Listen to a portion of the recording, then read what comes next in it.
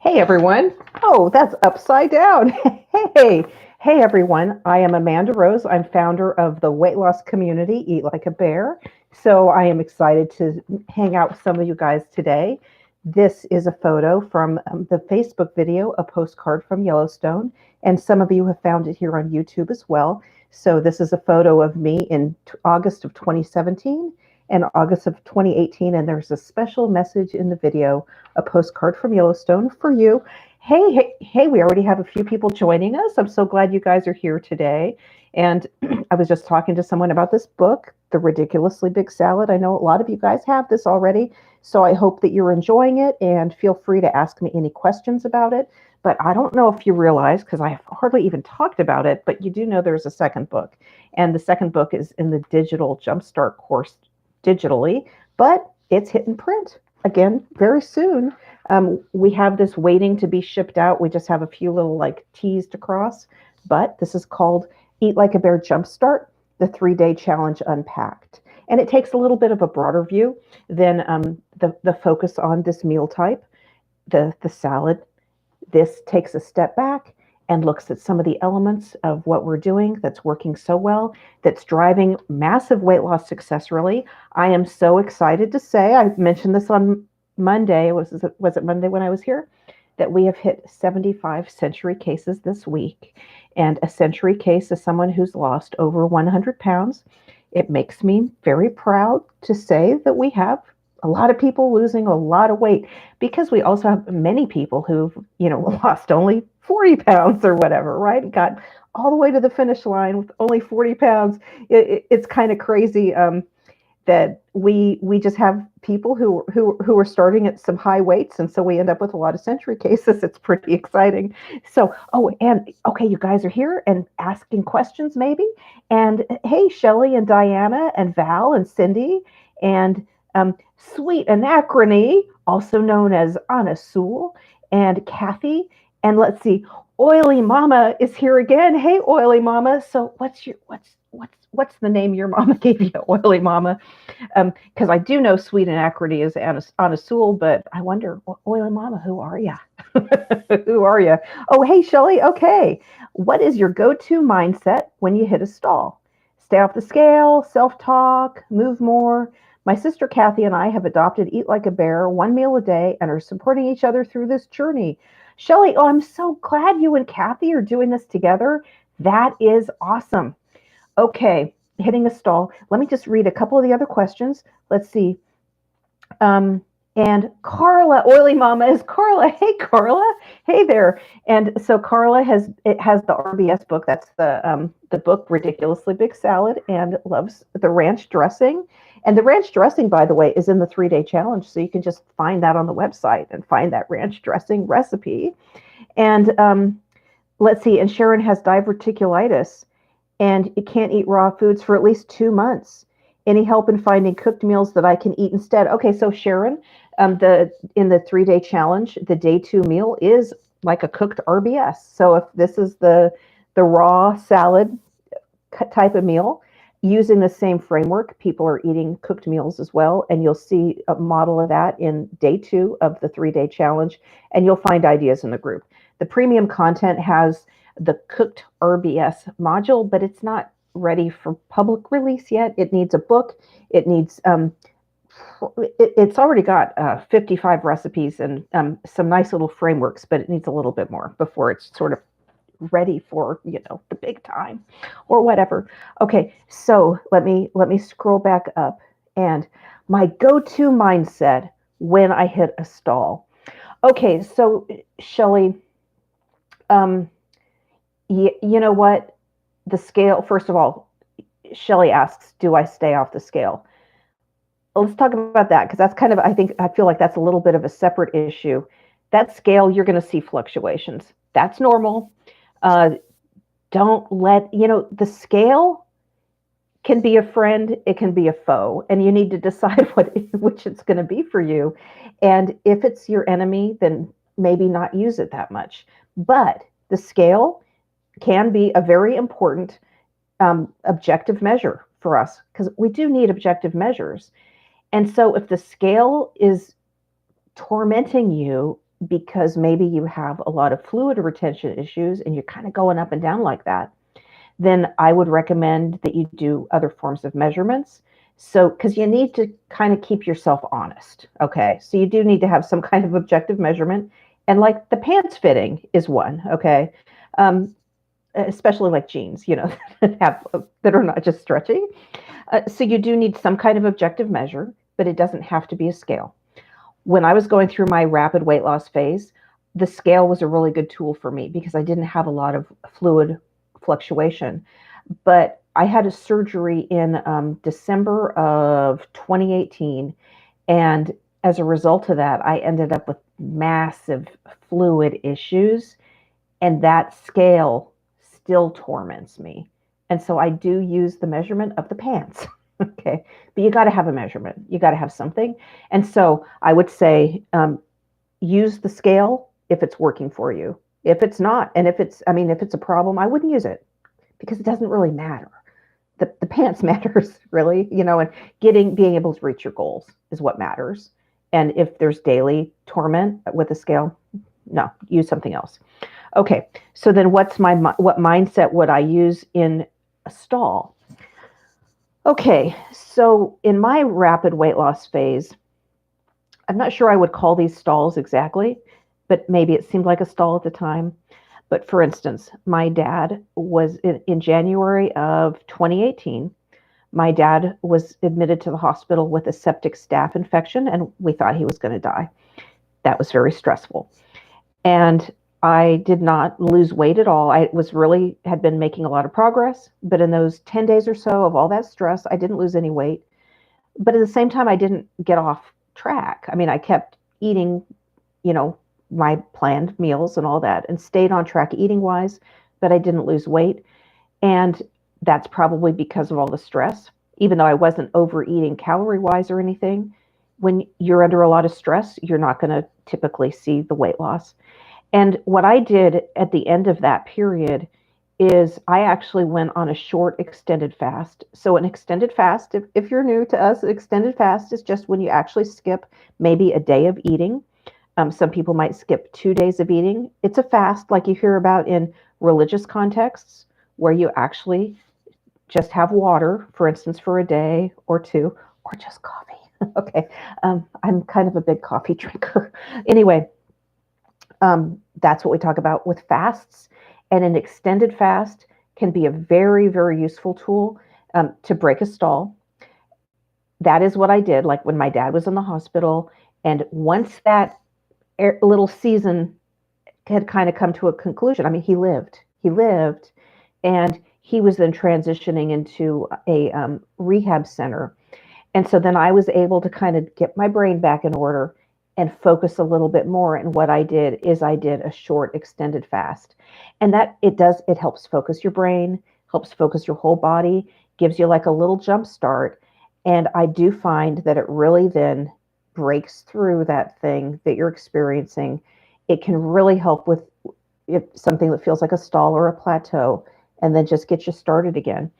And one of the reasons I think is actually because some of those little things, the maybe little habits that started slipping in again, you break through it all because you're not eating anything. All right. And you're going to, like a day of not eating any calories, you're going to lose, I don't know, half pound. So then there's that positive thing. You might, again, if that scale is going around and about, you might not see any results. So just because you're on a water fast, if you're still having the fluid fluctuation things, you still maybe need to use the pants or the tape measure as your ruler.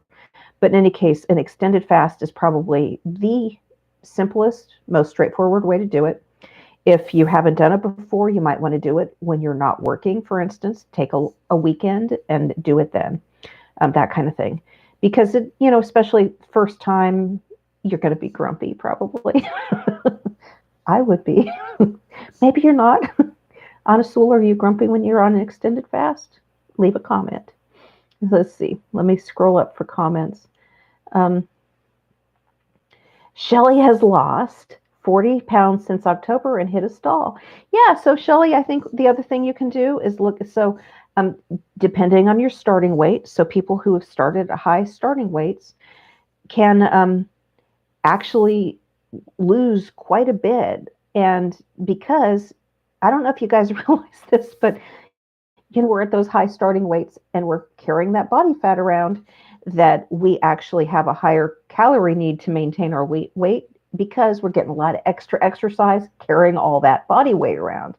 And so if you start out at 400 pounds, your maintenance calories are a lot higher. I should have this at the tip of my tongue, but a lot higher than if you're at 150 pounds. And so somebody at a higher starting weight who has a 1,200 calorie a day diet, for instance, is going to lose a lot faster than somebody at 150 pounds. And so sometimes if you've lost a good bit, even, like Shelly's 40 pounds, your maintenance calories actually go down because you're not carrying the 40 around all day, Shelly. That's good. That's good, but that's also fewer calories you can eat. Sorry. Yeah, because when you're down in the mid 100 range, your maintenance calories, like for a shorty like me, is and who's not super active. I should be more active. I mean, my maintenance calories are maybe 2,000. You can eat that like that, 2,000 calories. Like that. Yeah. Yeah, Diana uses broccoli in the cooked meal instead of cauliflower. Awesome. Yep. Yep. Um, Kelly, a good objective measure for me is zipping my boots up easily over my calves. That's awesome, Kelly. Don't you love it? My goodness, and then that they even fit, that you can even go and buy a boot that fits over your calf is, wow, life changing, truly. So, hey, from St. Pete Beach, awesome. I don't know where that is, but it sounds great. Let's see. Um, Oriole, I love the idea of a huge salad and can eat a lot at once. I'm wondering about whether your stomach gets used to stretching and so keeps wanting big portions later in the day. Well, so I've essentially trained myself to eat once a day. Honestly, I could talk myself if I allowed it, I could talk myself into eating early, often, all the time. I would always feel hungry if I started thinking about it. And so what I've done is over all these years, late in the day, start to feel a little peckish or whatever, I don't eat. And I just kind of associate that little bit of hunger with my success and just don't worry about it. The minute you start eating at that time, you're going to really want to eat at that time tomorrow. It only gets worse because you're training yourself. Yep. Um, Joan, I'm having trouble having things like my weight, my sore knees, the clothes I yearn for um, as I've gotten too good at adapting to the price I pay. Any advice? Okay, let me understand. I'm having trouble having things like my weight, my sore knees, the clothes I learned for. Um, hey, Joan, put your comment in again. I'm not quite understanding it, but I want to answer. So, um, let's see. And Carla, I'm having great results from Eat Like a Bear. This is a huge blessing to me. I have over 100 pounds to lose. I'm 7 weeks in, and you're down 32 pounds in 7 weeks. That's awesome, Carla. Okay, my biggest issue is I don't have much energy. Any thoughts? You know what, Carla? I definitely had a long time, maybe some weeks where my energy was really low. You hear a lot. I don't know. It's like a marketing hype or something about, oh, I got all this energy. Some people get all kinds of energy from this. And I was just really tired. I slept a lot. I slept more than I have slept in a long, long, long, long time. What was great is I was able to, in my life, I made this my number one priority. And so when I was sleepy, I slept. I even took naps. I've never in my life taken naps, but I took naps during the rapid weight loss phase. I was just tired, like sleepy tired, not not the worn out tired like you feel when you're carrying around all the weight and you just don't have any energy ever. I was sleepy and I just went with it. So you may not have energy, but you're doing some big work. So I wouldn't worry about it. I know we always want to have more energy along with, and have it all just go so easily. And sometimes maybe it does for some people, but I would not worry too much about it. Make the progress and keep the focus, and that energy is going to come because I'll tell you there is a whole sea change that comes with losing that kind of weight. That's a lot of weight. Yeah. And Shelley admits to being cranky during the fasts. Let's see. Victoria. So I'm a half my size weight loss case, Victoria. And what's crazy about this is I actually am below my lowest adult weight. So I've always been chunky, and I'm now 140. My previous weight that I would really fight for was about 167. That was when you have that plateau and you're always trying to get below that. For me, as an adult, it was 167. Let's see. And Diane is looking for the cooked meal cookbook. Yeah, it's coming. I've worked a lot on the psychology course, and the Jumpstart course is just completely transformed. It's really leveled up, so that and see, the Jumpstart book's coming out. So some people are going to have this Jumpstart book just as a digital, and will have access to this now improved course. And then some people might get the print book, or might get both. So anyway, with this being released, I wanted to really work on that Jumpstart digital course. And so that is, you can, if you've had the old one and then you see the new one, you say, well, yeah, that looks a little different. Okay, let's see. Anna Sewell reports, when I'm in the groove on a longer fast, because I asked if she felt grumpy. When I'm in the groove on a longer fast, I often feel unexpectedly awesome. In the beginning, though, sometimes I get grumpy, but sometimes it's their fault too. Oh, yeah, it's the family making her grumpy. Yep. Okay, so Z Kid says, I have lost 100 pounds with eating in 2 hours a day, and no, 1 hour a day. Sorry, not reading this right. And keto, but have hit a wall. You lost a bunch of hair due to not taking nutrients. Okay, so let me say a couple things about that. First of all, if congratulations on the 100 pounds.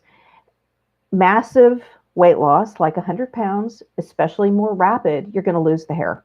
And there's almost, you might be able to slow that a little bit with some nutrition, some supplements, but you're going to lose hair. You are. And you know what? It grows back. Okay. So I have a video on this channel about, and you can even see my hair at around 8 months in or something like that. And it's bad. It's real bad. And so there's hope. See, my hair looks, we should pull that video up right now, because I should have a picture, because it's really bad. And it would give you guys a lot of hope. My hair isn't like it was when I was 16, but it really came back compared to that rapid weight loss phase. So I'm going to say congratulations on the 100. Give the hair growth some time. If you need to lose more than the 100, I would just keep going. You've lost the hair. Get a hat. Get a hat. It's going to come back, and it's going to be okay, because honestly, I would be bald if I could, actually get out and live life. The hair, I know we like our hair, but in the end, so many other things are more important, and it grows back. That's the key thing. It grows back. So I wouldn't really worry about it in terms of, you can take collagen. You can, some people recommend biotin, but with rapid weight loss, you're still going to have the hair loss. And the idea that it's some kind of deficiency, I thought this too, and it terrified me. But I think it kind of gets us thinking the wrong way about it. Those things might help a little bit, but you're still going to have the hair loss. You are. But don't worry about it, because you're going to get there. Let's see. Diana also reports lack of energy. When will it kick in? Yeah, I don't know, Diana. So it will, though. Let your body lead the way. And I know gosh, energy is a good thing, but I wouldn't worry. And especially when you hear everybody else having all this energy. No, I did not have any. My body was doing a lot of work. So it's okay. It's okay. Yeah. Yeah. Anna Sewell says healing takes energy. Absolutely. Absolutely. It's a lot of work. So, okay. Kathy saw, so today I had a video on This idea of being slow losers. So many, and so says she found great inspiration, and she says got to get back to strictness. Yeah, so I did a video today about this idea of being a slow loser. And, really, we will always find somebody who can lose faster than us. So we can always call ourselves a slow loser, always, just always. And it's not helpful because really the only base of comparison is really our own selves. Your doctor, you might have some conditions that medications in particular that are going to affect your rate of weight loss. But, some of us, I mean, I just have to be more strict than my husband. I, could dwell on that forever and not be dwell on it so much that it starts to affect me being able to meet my goals. So I just recommend that you don't, that you might just end up losing slower. Go lose slower. Even like our slow losers are losing a lot. So the time is passing anyway. But check out that video. So thank you, Kathy. And Shelly is very tired after she eats and cold when she does an extended fast. Yeah, I get cold on the extended fast too. And I'll tell you what else. At the end of losing all this, boy, I've had a long adjustment period to like the whole cold thing, feeling cold. Because I used to have 140 pounds of insulating fat that I don't have now. So there's a lot of adjustments that you go through. Yeah. Let's see. Just want to make sure I'm not missing questions. And Joan, it's hard for me to feel the consequences of my weight, so it's hard to use that to drive me to take a decisive step, as if I'm too good at not feeling the intensity of my yearnings for change. That is interesting, Joan. I mean, that is a reason I do think we are seeing such massive success among an unexpected demographic of older people, because as you get older, you can't help but notice the effect that your weight is having on you. And it kind of gets down to almost that Hail Mary pass in some cases. And so, Joan, I can see how, especially, I mean, if you're younger, I don't know how old you are, Joan, that you can get away with a lot. And, those consequences aren't really there. I would recommend that you try to maybe do some things like journaling that will like lists of the things you would do at a lower weight, especially if you have a lot of weight on you, because there's a lot of different things you can do if you can get the weight off. Making a list, trying to make it more explicit and trying to get your brain more connected to it. Yeah, because you do need to hold on to something. And I can imagine for some of us it's a little easier to kind of disconnect from some of that if there's not immediate health consequences, and especially if you're younger, you know, uh, you might not have those, but you will. Am I right, you guys? And I'm even pretty young to even be saying this because I mean it only gets harder. Yeah, those consequences only get greater. Yeah. Victoria. Oh, okay, Victoria. So I'm 146 pounds at 5'2", but I'm still overweight and carry the extra in my midsection. Yeah, so I mean, that's like my weight. I mean, I could definitely lose more weight. And yeah, if you're carrying it in your midsection, you're more likely to have more visceral fat, and you would do well to lose some of that. Yeah. Sometimes though, it's those last pounds that are pretty hard, and it's hard partly because of what Joan is talking about, which is that the consequences are just not as obvious. And so it's a little harder to find your why when you're 146 pounds at 5'2". So yeah, yeah, because you're not like in a red zone. Yeah. And hey, Lori, I'm glad you're here. And so Diana, will we get the jump start in the digital we already have? Yeah, so Diana, it's already in there. So if you have the access to the Jumpstart module, the digital version of the book is like the manuscript for it is in there already. But what's coming out, and you will have access to this too, if you're in the course, is it's going to be delivered completely differently, especially the videos. So really, the way that it's delivered in that like email and you click through, that was from a year ago when we just had one small course, and now it's kind of gotten big. and more complicated. And we outgrew it real quick. I didn't appreciate we'd outgrow our delivery that quickly, but we did. And so, yes, you will have access to that in it, but it's a whole new platform. That's what you're going to see. Hopefully, in the next week. We've just started onboarding some people. We're just doing a test.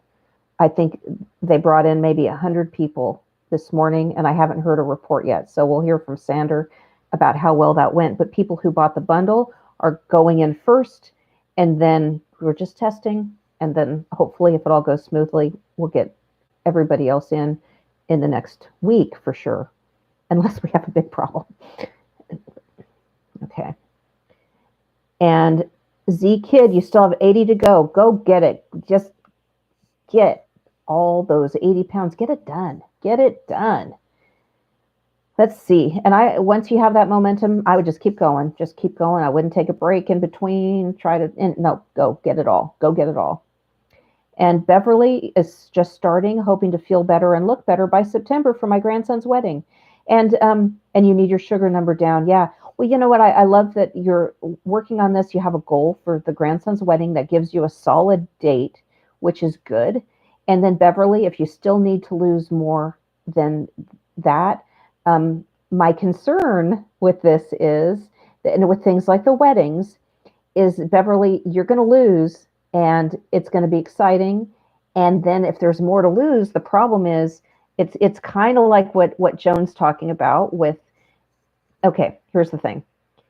You lose, you get more comfortable. So if you lose that momentum over the wedding, it's going to be hard to dial in and keep going. And so you need like a plan to get to the wedding, be all fabulous, okay? And then just keep hammering after. Unless you meet your goal completely by the wedding. That would be the best thing. But you know what I'm saying? It's easy to get off track or whatever. So you're going to need a solid exit plan. So as we get closer to that wedding, Beverly, you come back here. We'll talk about this. Get you through that wedding and keep hammering if you need to. Yep. And let's see. Hey, Melissa. And and Melissa, you were in the psychology course. Awesome. Well, it's going to be like a breath of fresh air, I think, Melissa, with this new format that's coming up. And so you should be looking for access. I would think in the next few days, if not today or tomorrow. Again, if you don't hear from us, it's because there's a problem. But anyway, it's coming. It's coming. I'm scrolling down. A bunch of things just showed up. This is kind of strange. I'm looking at the comments. Okay. And Sarah, I have 40 pounds to lose. How long will it take me? More than 3 months? Yeah, so Sarah, it just depends on your implementation. You can lose 40 in 3 months, and it's all about how strict you are, and the whole approach. Yeah, and especially at those lower weights, your maintenance level, your maintenance calories are simply lower. As I mentioned earlier, you're not carrying around all the weight that some of us carry around in the beginning, and that require calories to carry. And so your maintenance calories go down as you go down the scale. And Elaine started at 217, and you've lost 30 pounds. Awesome. Okay, since January, so just 2 months, is that right? February, March, we're now. Wow, that's awesome, Elaine. That's great. And let's see. And you're 68. Oh my gosh, that's fabulous. Awesome. Okay, awesome. And Victoria, I get kidney stones, and eating healthy causes me to get more. Believe it or not, I have choices I have to make. Eat greens and veggies and get kidney stones, or don't eat them and eat crappy things. I don't think those are your only options, Victoria. And so what you can do is go back to, let me see if I have a graph here, but we do have on the site, we have the list of foods that looks something like this. And so, yeah, you need to be more up into this in this area, but you don't have to have, let me see what your, let's see, greens and veggies and get kidney stones. Yeah. Okay. So first of all, people are doing carnivore. So you're mentioning like the problem with the veggies. You can do carnivore. It's not just your only options are eat a bunch of salad or eat junk food. Those are two options. They're not the only options. So get with a list like this and craft something for yourself. Just because a whole lot of us are eating a meal that looks like this, what you can do is learn why it's working and then take the parts that you can implement and implement those parts. You certainly don't need to throw the baby out with the bathwater. We have lots of people implementing a lot of different adaptations. In fact, it's really highlighted in this book, the different adaptations that people are using that meet their own unique needs. We don't all have to eat the same thing. I mean, I think that would be boring, actually. So, yeah, and I'm not even sure what causes kidney stones, and so that would become a doctor issue too. So, talk about what types of things. Take a food list like this, and talk to the doctor about what have the doctor discuss this with you. Yeah. And let's see. Yeah, you should be able to find, take why it's working and then craft something. I don't think you have to choose the kidney stones. I think you can craft something for yourself that's going to work for you. Yeah. And Diana, when I feel cold, I know I'm losing. Yeah, I'm pretty much like that too. And Deborah has lost 43 pounds. Wow, and you're 5'2" also. So we have a number of us shorties here. I'm 5. I used to be 5'3". We should check 52 if I'm still 5'3". I don't think I am. Okay. And Joan's 73. All right. Joan, you're 73 and you're having a hard time focusing on the weight affecting your health. Joan, you got to just start writing it down. I think you're maybe just like really disassociating from it, because there's a lot of ways that's going to affect your health. And make lists. Just start it. Start journaling. There's some. Yeah, I would be really explicit in lists about maybe how. So in the psychology course, there's one where I direct people to make a list about, like, say when you're eating something, let's take something you shouldn't be eating, and how you feel in the moment of eating that. I mean you're going to feel good because it tastes good, but you're going to have other feelings too, especially in the 5 minutes after you eat it. I mean, you're going to feel some regret and some remorse. And so I think you need to get more explicit, Joan, with how you're feeling about the different choices that you're making. The psychology course is all about choice, and I'd go into it now. It's so complicated. Some of the things there's my brain isn't even awake enough to do this, but it's all about those little choices that you're making each day around the things that you're eating, and how to be more systematic about it. But Joan, you can be more systematic about it by making explicit the impact that some of these choices are having on you. That's the bottom line of the exercise. And Beverly, a dull headache every day. I would definitely look at electrolytes, Beverly. And so in the group, if you're in the group, at the top, you will find the guides. You'll find, you can also go to this URL. It's the Bear Facts. So it's the BEAR, okay, like the animal, bear, FAQs.com. And that'll direct you to the Start Here page at eatlikeabear.com that will have some of these links, including the electrolytes. And let's see. Oh, and Diana has read the digital Jumpstart book. Awesome. Yep, it's in there. And I'm lost some comments and scrolling around to see where I was. And Susie has the RBS book. So yeah, so Susie, this is kind of the news, is that yes, so this is the book that you have, The Ridiculously Big Salad. And this has been the only one that's available. So it's like old-fashioned, like hard book, not digital. And this is what a lot of people have. And this is, the first book. But, about to pop very soon is the second. So this is the Jumpstart book. And this is also in print. But again, it's in the digital Jumpstart module. So some of you have had access to the digital, but the print book is about to pop. And I know at least one other person on here has this. That's Anna Sewell. She might be the only one of the few people on the planet who have it because she happened to see me and I had one in the car. But it's getting ready to be shipped, and we're just going through some of the little finishing touches on that. Let's see.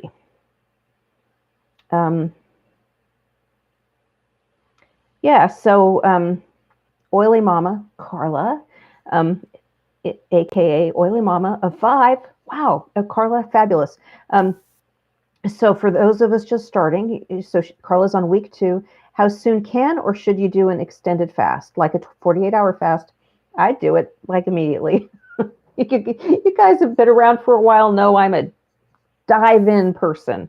And I actually started mine with a big extended fast. So there's value if you have no reason you can't. Like, some people can't because of medications and prior health conditions. But if just have normal health and you're up for it, especially you ask about a 48-hour fast. Yeah, I would just do it. It's a really easy way to clean the slate. None of this is easy, so I shouldn't use the word easy for anything, but it's an effective, straightforward way to clean the slate, to break through some of those habits. And I would do it. I'd do it right now. Absolutely. And so Bonnie, my hair salon gal, is a convert to this way of eating. She's happy I lost a lot of the thickness in my hair. I used to have it thinned all the time.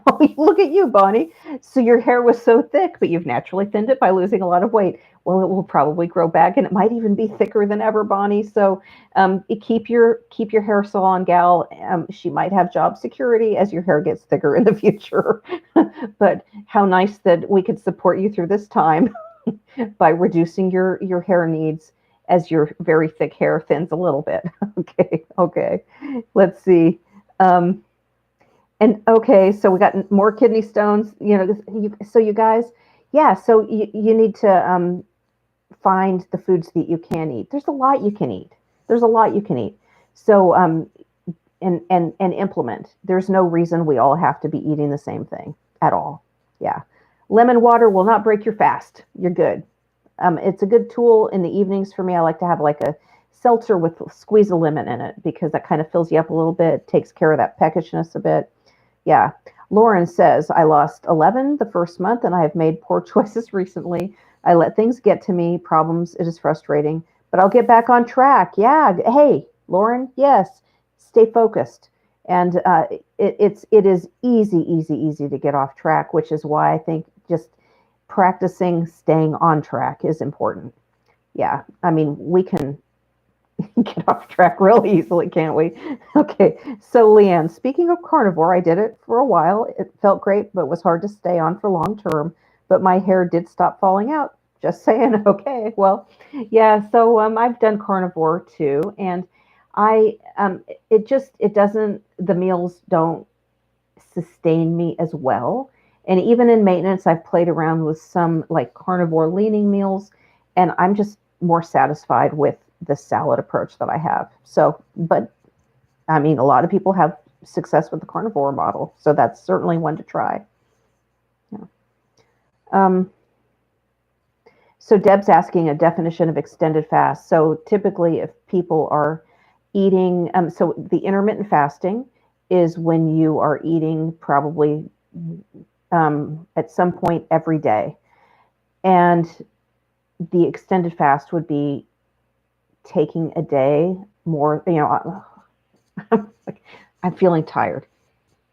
You're going to like not eat for a day probably. And so an extended fast might start with at the 36-hour point, 48-hour point for sure. A 48-hour fast is where you have literally skipped an entire day of eating. So you might have eaten yesterday at noon, say like Monday at noon, and you do not eat at all Tuesday.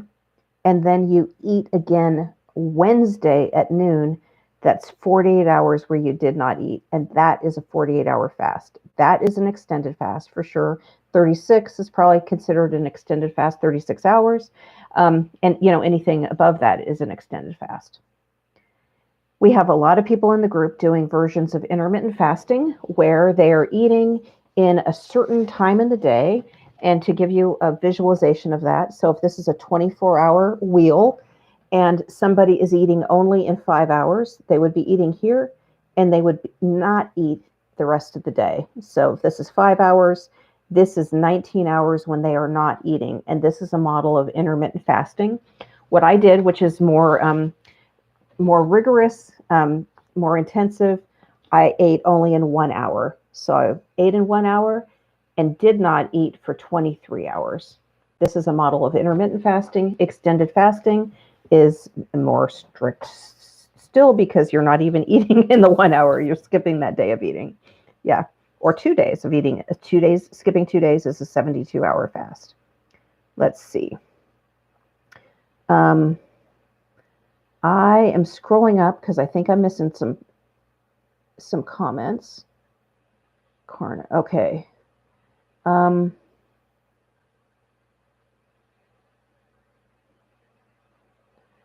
Okay, so Dr. Ken Berry says high insulin builds kidney stones as they get smaller. Sometimes they do try to move though.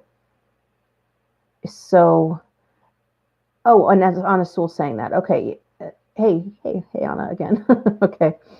And Terry Lynn said, if we purchase the complete package, we automatically get the updates. Oh, yeah, you guys. So this is a question about the premium content on the website. Absolutely. So you definitely get those. That's kind of the whole point with especially the two things that aren't available on their own yet. You're kind of buy early, lock in your price, and you get access to the content as it develops. The psychology content is pretty close to getting released on its own. The cooked RBS content still needs the book, but it's got a lot of recipes in it. And honestly, I think what's the big thing, I think the exciting thing to me about the cooked RBS book in waiting is the specific approach to these little meal frameworks that I have. It's a really super, super simple way of cooking. I mean, really super laughably simple. And so there's extreme sort of boilerplate approaches with these recipes. Yeah. So I'm pretty pleased about that. So it's not just sort of like recipe collection. There's like a section with pureed soup, which says exactly like this is how to do it, and here's recipes that fit. But this is the way to cook it. That's the easiest possible. Okay, there's ways to improve it, ways to get more flavor, ways to make it more gourmet. But sometimes you just want to get it done and just eat. That's what this is about. Let's see.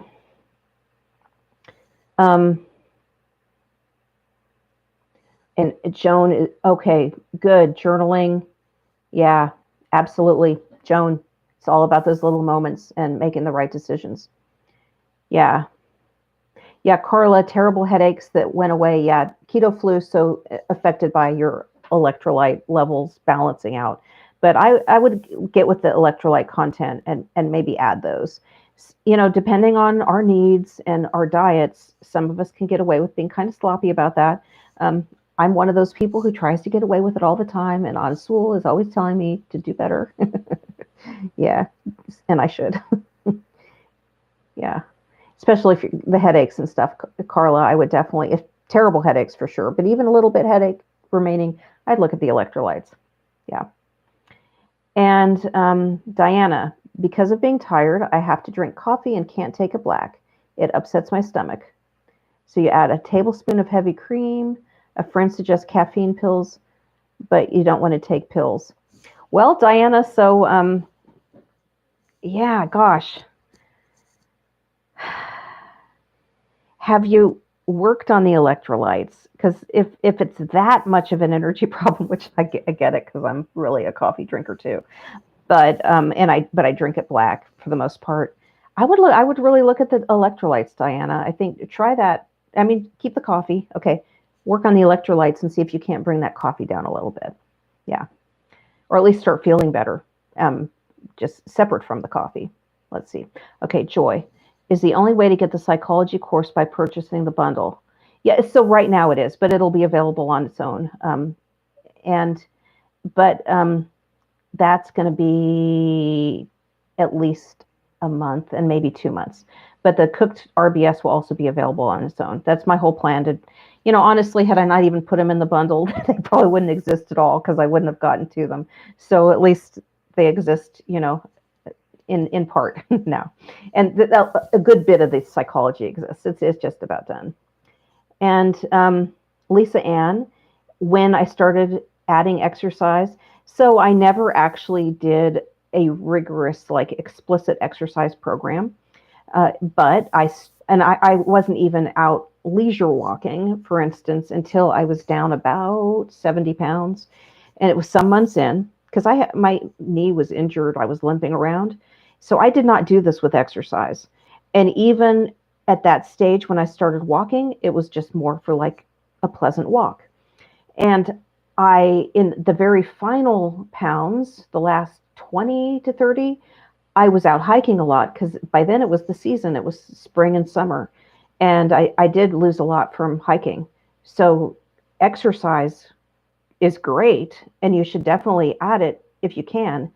But if you can't, don't. I mean, I wouldn't worry about it. You can still make huge amounts of progress. Huge, huge, huge. And Sue lost 40 pounds a few years ago, but life and stress took over. Yep. We know, we know, because we've all done that, right? How many times have we all lost and gained? Yeah. Yeah. Good. Jump in and get focused. And it's kind of like we're talking about with journaling and with Joan and focusing on the reasons for making those decisions every day. You need to kind of do the same thing for maintenance and to stay focused with those decisions and being more explicit about your goals and what you're able to achieve in life because you've reached them. That becomes important for maintenance. It's easy to just like slip right back. It is, and it's easy to just eat too much. I mean, I would, I mean, I if I was eating what I wanted to eat, I would weigh, I don't know, 800 pounds more. I don't know. There's no consequence. I could just eat. Well, the consequence would be the weight. I'm just saying. It's easy to eat a lot of food. Let's see. Heather is on one meal a day and eating, it sounds like about 4 p.m. And you're asking, I think you're maybe asking if that's too late in the day to eat 4 p.m. Depends, it would be better a little earlier, especially if you go to bed early. It's ideal to have your meal digested before you go to bed. But I'll tell you what, I would just forge ahead, especially if you're not going to bed super early. If that's working for you, I would just keep doing it. Yeah. Okay. The psychology, let me scroll up. Okay. Okay. Yeah. The psychology component, you guys. Yeah. I mean, I feel like that's like everything for me at this point. So, and Elaine, I cannot do without the coffee creamer. What I do is use 1/8 of a cup of unsweetened vanilla almond milk along with sugar-free, no-carb vanilla syrup. That works for me. Yeah, Elaine, whatever is helping you meet your goals, keep doing that. Just keep doing it.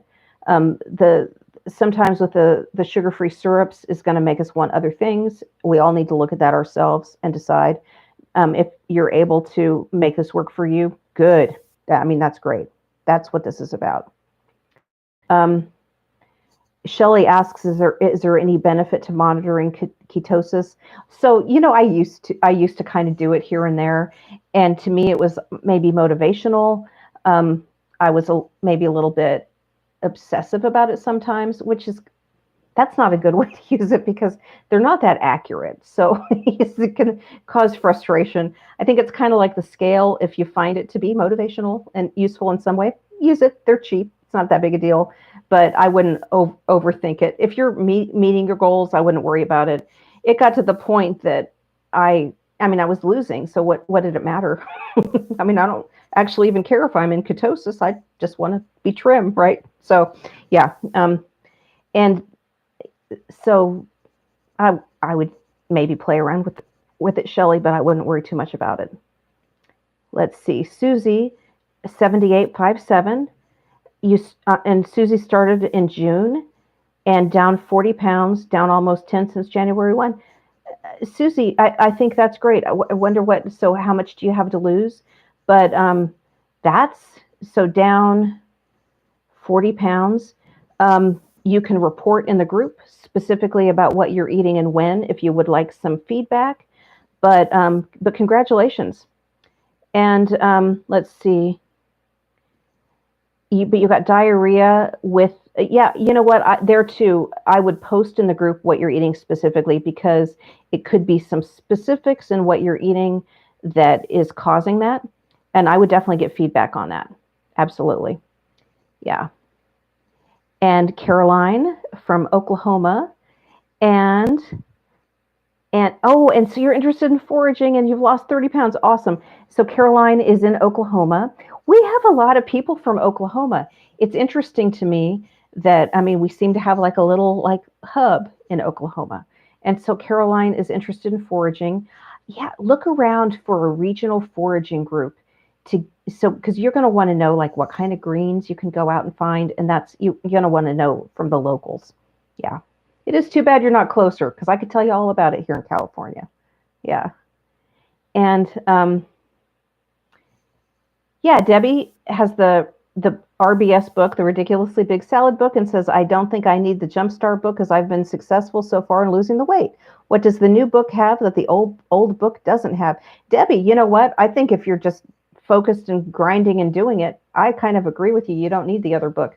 The other book, I kind of envisioned more as a starting point for people, and that people might then choose to also get the salad book. Okay, so the Ridiculously Big Salad. But this is, I think, moving forward, this will be an entry point for a lot of people. You don't need an entry point because you're already doing it. You're already doing it. That said, there's a lot in here, especially for the people asking about adaptations. This is going to be a better choice. You know, people like my husband, people like you know, just who probably aren't going to just implement this. Okay. This is, I mean, we're having great success with this, but have you noticed our demographic? Have you noticed it's very specific? And we're older. We tend to be women who have a lot of weight to lose. We need to be extra strict. And for a lot of people, this is going to freak them out. That's fine, but it's also driving a lot of weight loss success. But people like my husband, okay, 40 pounds, he'd never buy this or even read it or really implement it. He does eat salads. So he implements it with adaptations. And so that is where this comes in. And it does go through more of the framework very explicitly, has and it has more getting started psychology than the Ridiculously Big Salad book has, mainly because I have just learned so much more about it in the time between writing the two books. But this has, so for instance, there is a chapter that's actually the 3-day challenge emails. That's it right there. And so it will walk you through the 3-day challenge. This book came out of basically the success of the 3-day challenge, and it just kind of busted it out a little bit. So if people are starting, this is going to be the place to start. If people, especially like the husband, are starting, this is a better place to start. And it takes a step back on all of it. But also, I'll tell you what, this book, wow, is inspirational. So this is like a little weight loss sales message right here. And we have in the conclusion chapter, there are a number of stories. You guys who've been in the community for a while know these stories. So we have Shelley Foudry here. We have the Bellingham Bear story featured in the book. And I'll be telling that story in the next few weeks here on YouTube, so you can hear it here too. A really heartwarming story about, maybe you guys haven't heard it because I don't know if we've told it in the group, about Georgia and about Veronica Gray and her daughter. Made me cry. Jackie Patty's story. And then in the final part of this chapter, I talk about the power of seeing other people doing it in front of you, the testimony. So like I did the video Postcard from Yellowstone, which was kind of like my own personal testimony about it that got a lot of people to get started. And but from those people who started based on my testimony, we have a whole lot of other evidence here that yes, you can. Okay. We have a whole gallery of evidence. Okay. And this is just filled with more awesomeness than you can ever imagine. And so there's a huge amount of inspiration in the book. Lots of people featured in the book. And but again, it's a very good getting started tool. So if you're already started, yeah, maybe you don't need it at all. And whatever you're doing, just stay focused, keep doing it. I think that's awesome. Let's see. But Debbie, but actually, so in terms of what somebody might look at, what more they might want, if you're not in the bundle, that's where you want to be because of, I think, number one, the psychology content that's in there. The cooked RBS is part of that now too, which a lot of people are wanting, but I think the biggest value in all of it's in that psychology module. Let's see. Scrolling up. Caroline, I am so excited with this way of eating. My daughter has lost somewhere close to 100 pounds eating this way. Well, Caroline, oh my gosh. So she's almost a century case. So you need to have her report in, and we will have to have a celebration and put her on the website list. And so Monica, about losing weight on insulin. So get into the group and find the discussions.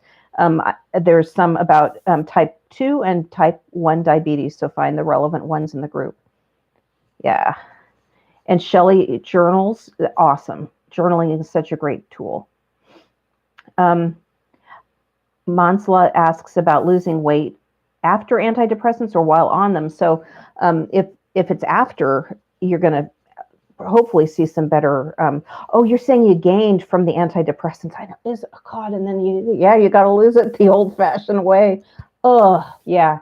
So if you're currently on antidepressants, those have a tendency to slow weight loss a bit, and it's just going to be slower. It's okay because you can still lose. Just going to be slower, but it's the time will pass anyway. Okay, and yeah, it's a grind. I'm sorry. So there is a video today on YouTube on this channel about this topic. And I just don't see that there just really isn't any other choice. It's easy to get discouraged. It's so easy to get discouraged. But the time will pass anyway. If it passes with you losing just like a little, eyelash of weight a day, it's better than probably gaining if you're on medications that are causing weight gain. You're, probably going to gain if you're not focused. So don't do that. Yeah, I know it's hard. It's hard. Shelley is a stress eater. It's hard to break those habits. Yep. And it's recognizing that those are habits is a good first step because yeah, you gotta break through those. Z Kid, I have literally had a mental argument in my head about stopping to get something sweet. Okay, you guys, so my PhD is in political science, and in the psychology course, so many of those videos are based on, they come out of social choice theory from the social sciences. And one of the things is about negotiations and recognizing that you do have those internal negotiations. So I think it's funny that you bring this up because that's a big theme in that psychology course is how to win, okay, or how to have the right side win because it's really all you. So how to have the parts of you that are advocating for your long-term interests and your overall happiness to win that argument against the donut is the example I often give. So yeah, we all have that negotiation happening inside of us. We all do. And recognizing it is an important step, actually. So let me scroll up.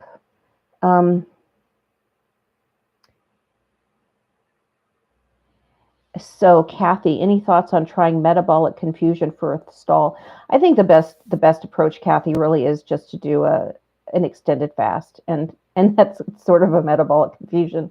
But you're talking about things like carb loading and stuff like that. I wouldn't do that. I wouldn't play around with it. It's just too easy to end up on a bender or whatever. Um, I think going the other way is probably more effective. Let's see.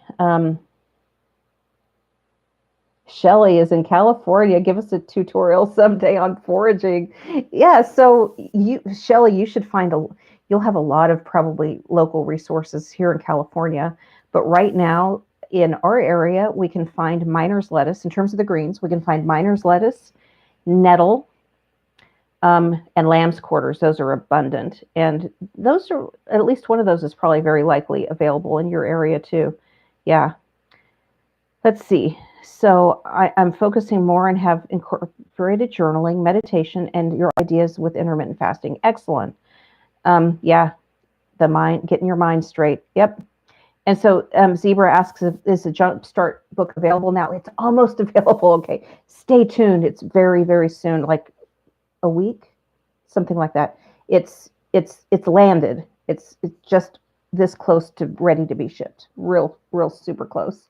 Diana hates to journal. Yeah, well, so it's funny. I've always thought journaling was kind of like woo. Like, why are we going to journal? But it really does make a difference. I sort of hate to admit that, like, some of the woo stuff is right. Oh, okay. Yep. Journaling included. Okay. Hey, what other questions do you guys have for me? And I will take off soon. I'm wearing down. I've already had a long day, a long old day. And so pop in any other questions if you have them, because I hope I got them all. If I missed yours, copy it and paste it at the bottom, because it's hard scrolling through a lot. And sometimes you think you read one and you didn't, only realize later. Okay, so then, let's see, moving forward, I'll be back here, hopefully pretty regularly. My main focus right now is getting you guys, the people in the bundle and in the course modules, in the new setup. And so that's the focus of my brain for hopefully just a few days longer, get it done. And I'm really working on transitioning to being here on YouTube regularly, probably twice a week like this. So I'll come up with a schedule. That's my hope, that we can really focus on that. And we're going to start getting more of our stories on the website. I'm really excited about this. Finding some of these great stories, like I mentioned in this book, are maybe best social story by far. Boy, I'm seeing all these photos. Oh my gosh, this is exciting. Is the bet our we have so many great social stories. It's hard to beat this one though. This is about the Bellingham bear. This is about these two young ladies who are century cases, and Melinda told her cousin, but Melinda found out from a stranger in a mall in a food court in Bellingham, Washington. And so the community went on a hunt for her, and we found out that the mysterious Bellingham bear was Nancy Craig. And so the story is here recounting that, and we'll be telling that here on YouTube and trying to document some of these stories. But you think about, like, I'm not going to get emotional about this. I will not. But what kind of impact we can have just by being pleasant with someone in a food court in a mall, a stranger. Melinda, who was on day one of her keto diet, and Nancy said to her, well, you should find the community Eat Like a Bear. And so Melinda was, a new dieter and entered our community. And then she inspired her cousin to do it. And Rosemary actually works on the Naksuk Indian tribe in northern Washington. And her mother and aunt, I think, and ladies are doing it and have really improved their diabetes. And so it just warms my heart. Stories like this, and there's other stories and stories we have yet to find, because I have this map of our book buyers, so that I have zip code data on where we've sent this book, and so that zip code data, I've looked at that and looked at like the clusters of cases, And some of them I say, oh, I think I know who did that. Like that was an early case. And that's why I like Oklahoma. We have a lot of people in Oklahoma, but we also have Sean Teddick in Oklahoma. And I wonder how many cases has Sean Teddick driven? I think a lot. Um, and then we have a cluster in the Twin Cities. Who's in the Twin Cities? Start thinking about that. Look around. Are you in the Twin Cities? Leave a comment. We need to know who's in the Twin Cities because I don't know how we're popular there. I mean, but it's something. There's something. I'd like to know. And so let's see. Um, okay, I'm not seeing more comments. You guys, thanks so much for hanging out. I'll be back. Um, so look for an email about when, okay? And I'll try to get a regular schedule. But as it is, my internet's been terrible. I'm actually at my dad's house right now, so I'm not even at home. So I will now go home and, I don't know, hug a kid or something. Okay.